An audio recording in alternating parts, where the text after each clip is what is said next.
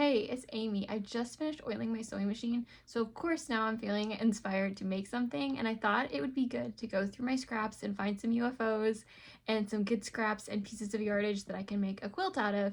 So that's going to be my next project. So I thought it was a good time to show you how I organize my scraps and UFOs so that maybe at some point I'll actually use them. So let me put my sewing machine back together, and then I'm going to show you how I store my paper and fabric scraps. So even if you're not someone who sews, stick around because we're going to talk about that. Sorry about this. I had to take a shower in the middle of the day because we have a water leak somewhere in our apartment complex and I am afraid they're going to turn the water off at some point. So I just wanted to make sure I'm good to go for work tomorrow.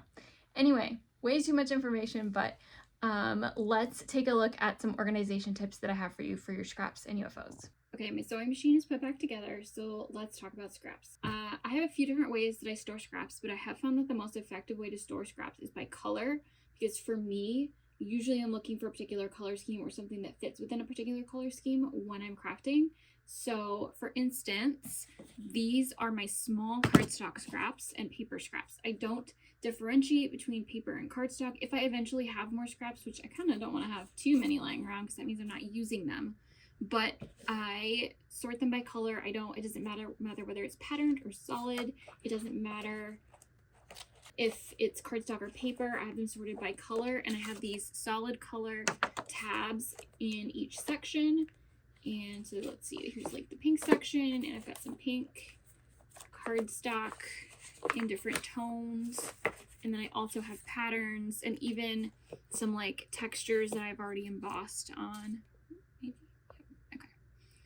Anyway, so it's sorted by color, and this paper scraps bin is right above where I paper craft so that it is easily accessible, and I remember that it's there, and I often go through this when I'm making a card or a scrap of page to see what I have first before I grab a brand new sheet of paper, and that helps me actually go through and use my scraps. Sometimes I also go through my scrap bin for inspiration. If I'm feeling like crafting but don't know what to create, I'll just look through my scraps and find something inspiring. So that's my paper scraps, and then I have a different bin for larger paper scraps. I do, if it's larger than a certain height, I store it in a different folder. It's just easier that way, but I also sort that by color. Little tiny things. This is the one exception to my by color rule. I store little tiny die cuts that I don't end up using, so anything I make with my Sizzix or my Cricut, these cute little butterflies I made a ton of and I didn't need all of them. These I store in these plastic bins. These are the same plastic bins. I need to do a video about these, but I store all my little gems and embellishments for paper crafting in these bins from Hobby Lobby. And I store my die cuts that I haven't used. These little butterflies. This one, so like there's words in here. I kind of sort by motif. So there's flowers and birds in here. I probably need to separate it a little more, but you can see these pretty leaves. Those I can absolutely use for a card at some point.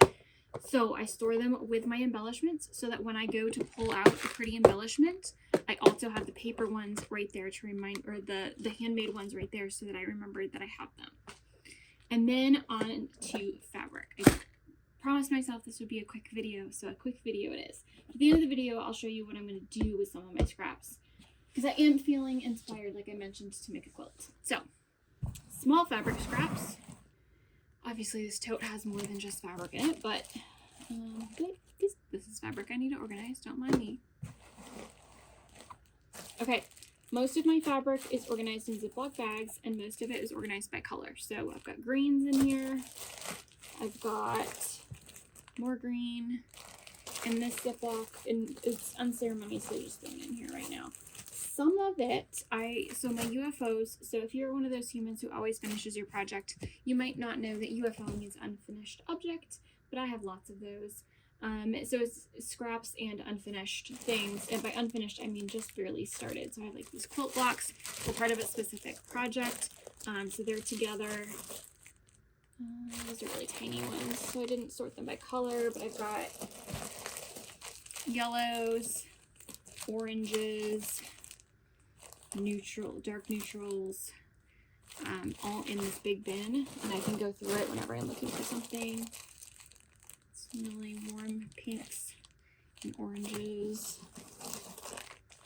These are half square triangles that I already made, so I am keeping these in their own bin. These are blue and green strips. I'm looking for something specific though. And I do, if I have larger projects, they go in larger Ziploc bags and they go in a different bin, which I will show you in a little bit. What I'm looking for is a quilt that I started ages ago and have no intention of finishing. So one tip I have for you for using up or finishing projects is that if you run out of inspiration for something, I was looking for these.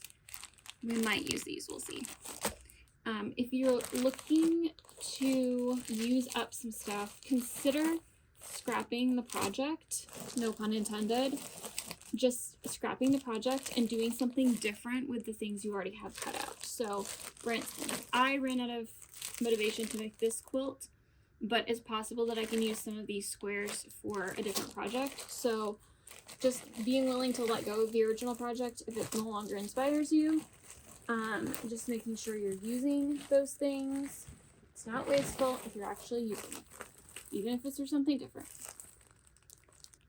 Obviously, I could do a better job of organizing this, but this bin was what I had for right now. So. Well, where are you?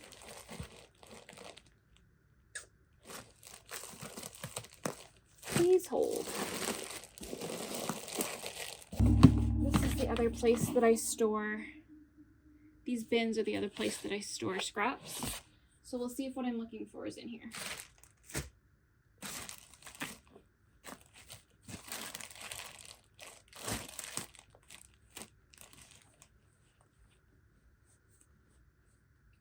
Okay, so I do need this yardage. I think I'm going to use this and not this dark color. I might use this horse fabric. Wait. Oh, that's homespun. I don't want homespun. I also have these Harry Potter themed beautiful book covers. And I don't know if I'm going to be able to incorporate them, but we'll try. This fabric, I still don't know what I'm looking for yet, but this fabric, this is flannel, and this is going to be the backing for the quilt that I'm making. So it's this kind of reddish coral color, and that, so that the whatever I choose is going to have to go well with that. But so far, it's coming together. All of this stuff was going to be designated for something else, and now it is not. Okay, I finally found what I was looking for. I was looking for this bag, and it was in this jar, which was on top of my sewing thing, and of course I couldn't find it because it was in this jar. So what I'm going to do is I'm going to make this jar, since it's in a different spot from all my other scraps, this is going to be the jar of unorganized scraps. So everything in here will not have a designation. We'll put all of these in here.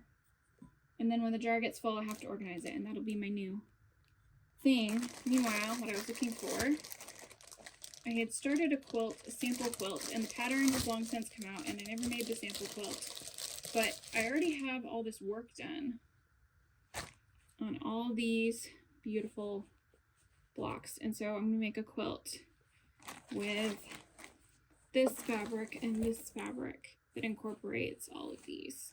And we'll see where it goes. I will update you guys when it's finished. To be honest, I may run out of motivation for this too. We'll see. But I hope that was helpful, kind of explaining how I store scraps, and hopefully I'll be more successful in using them. And if I am, I will let you guys know. Thanks so much for watching. Please do subscribe to my channel. It helps me out, and make sure that you see my future videos. So please hit the subscribe button, and thank you so much.